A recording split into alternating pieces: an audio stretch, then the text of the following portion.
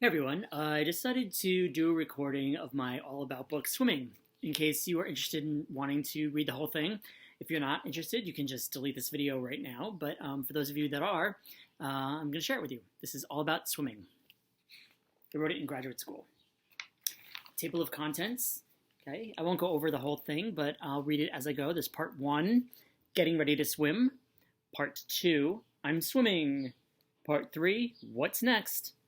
Each part has 3 chapters and then a glossary at the end. Part 1, getting ready to swim. Chapter 1, why do people learn to swim? People learn to swim for many reasons. Some people start when they're very young. Others start when they are in school. Even adults learn to swim when they are older. People learn to swim for recreation, exercise, and recovery from injury. Chapter 1. And here's Billy. Hi, my name is Billy. I'm learning all about swimming. Let's learn together.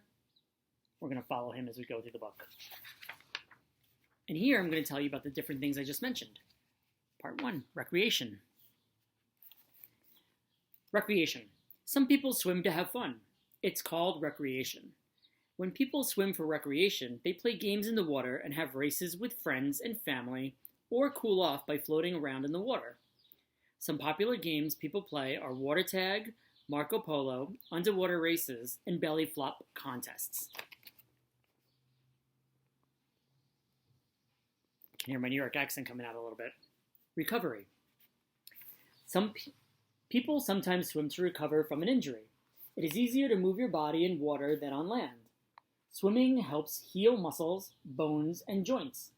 People can use noodles, weights, and kickboards to help them move around the water. Both children and adults use swimming to help them recover from injuries.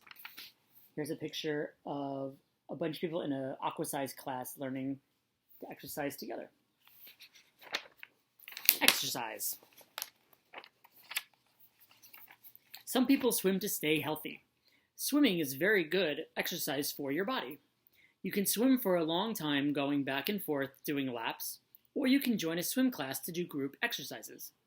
Swimming is a great way for your bones, muscles, and lungs to stay healthy.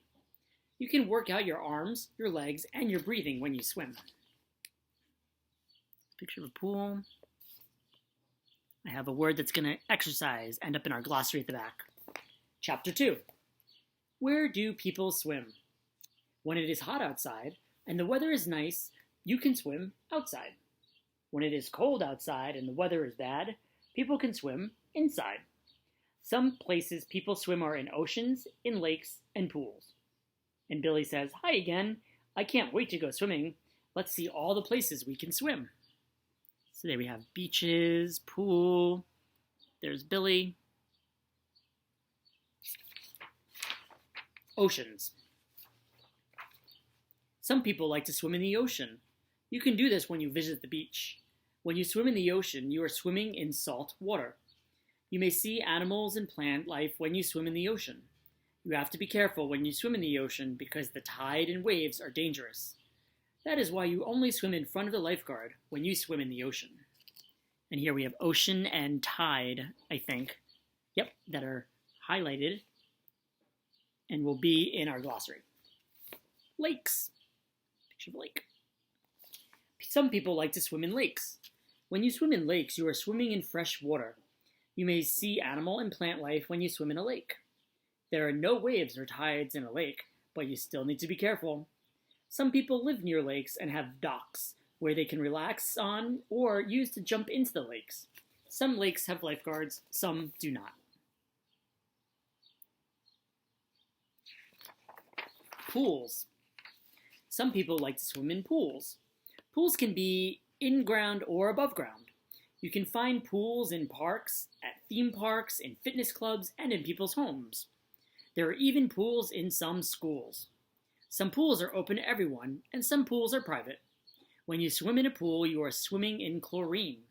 It is something that goes in the water to keep it clean. Here's a picture of a pool, the lifeguard. Chapter 3. What will I need to swim? People carry bags full of stuff when they need when they go swimming. Most of the things you need can be used for inside and outside swimming. They are bathing suits, flip-flops, towels, swim caps, floats, sunscreen, sunglasses, and goggles. I'm ready. What do I need? Let me ask my friend, says Billy. Here's Billy. Here's just a picture of some things. You'll see some black writing. That's because it's showing up on the other page. Here's just a picture of his friends telling Billy all the things that he needs, and I just read them off to you. Flip-flops, goggles, bathing suit, suntan lotion. Looks like they're all ready. Dive into these silly water jokes. Question: what race is never run? Answer: a swimming race. Question: what kind of swimming stroke can you use on toast? Answer: butterfly. Question: why did the teacher jump in the pool? She wanted to test the water. Where do ghosts like to go swimming? Lake Erie. Where do zombies like to go swimming?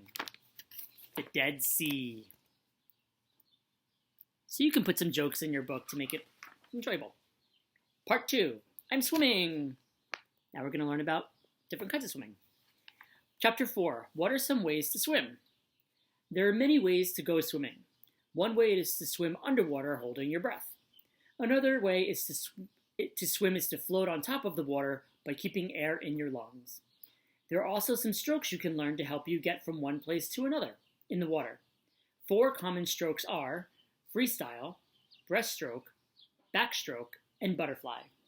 These look tricky. Let's read slow, says Billy.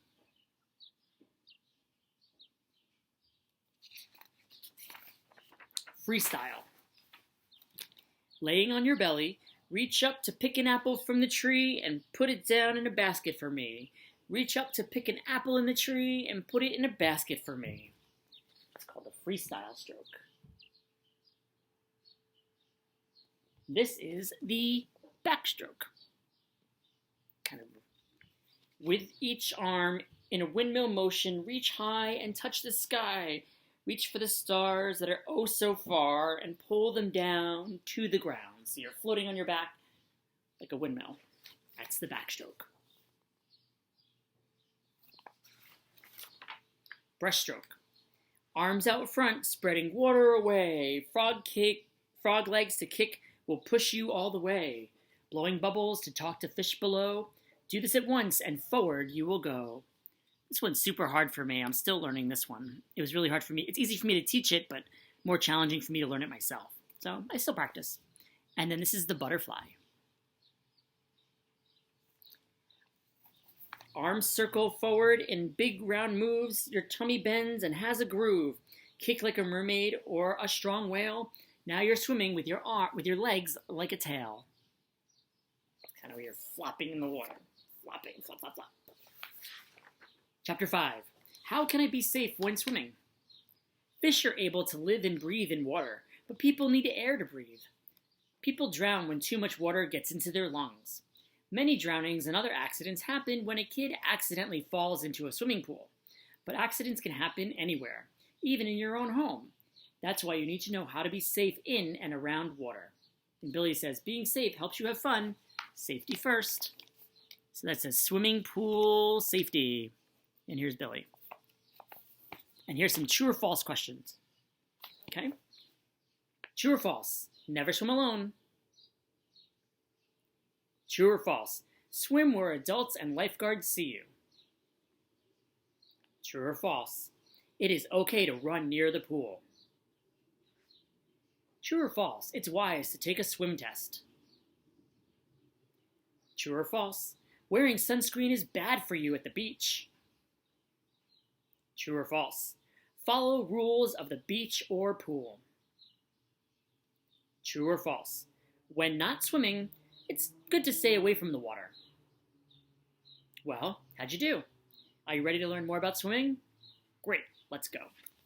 Here's my true or false page. Chapter 6. Swim alone or join a team. Some people join a swim team in school or out of school. Some people swim by themselves for fun or exercise. Either way, people can enjoy swimming all year round. And Billy says, I'm learning so much. I hope you are too. Part 3, what's next? Chapter 7, what are some jobs for swimmers? There are many jobs you can do when you learn to swim. You can be a lifeguard at a beach or pool. You can be a swim coach. You can be a diver who explores the oceans. There are so many things you can do. Billy says, I still need to practice. I'm excited. Here's a picture of some different jobs you can do. There's Billy. Lifeguard. Lifeguards keep people safe at pools, beaches, and lakes. They patrol the area to make sure everyone is being safe. They have whistles, sit up high, and move around so they can see everyone who is swimming. They also have rescue floats and bright colors to let people know that they are there to help in an emergency. Swim instructor. Swim instructors teach people how to swim, and they teach babies, kids, teens, grown-ups, and elderly people. People who are swim instructors are people who have been swimming a very long time and know a lot about water safety. They also know a lot about the different strokes you can learn and how to have fun in the water. Chapter 8, swimming and diving together. Diving is an activity you can do if you know how to swim. People do it for fun. Some people do it as an athlete. Billy says, I'm still nervous in the water, but I take my time and go slow. Olympic diver and recreational diver. Some people dive and snorkel to see marine life.